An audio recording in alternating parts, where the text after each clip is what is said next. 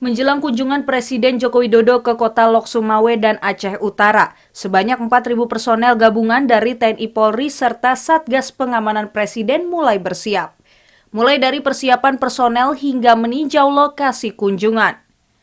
Akan ada sterilisasi di sejumlah lokasi yang rencananya dikunjungi oleh Jokowi. Sejumlah alutsista juga dikerahkan untuk pengamanan tamu VVIP RI 1.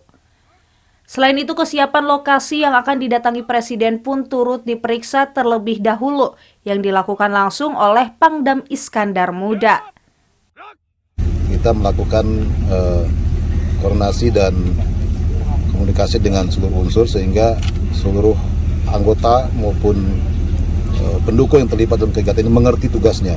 Karena pengamanan VVIP ini adalah pengamanan yang harus maksimal dan tidak boleh ada kesalahan, sehingga seluruh unsur dipastikan mengerti dengan tugasnya. Jadi tidak ada hal khusus, cuman karena protap memang sedemikian rupa sudah ada, sehingga kita melaksanakan semua itu dengan sebaik-baiknya.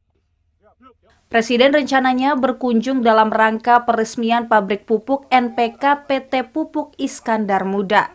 Selain itu, Jokowi juga akan bertemu dengan keluarga korban tragedi Simpang KKA, meninjau pasar murah di Pasar Blang Tupat, dan sholat Jumat di Masjid Islamic Center Kota Lok Sumawe.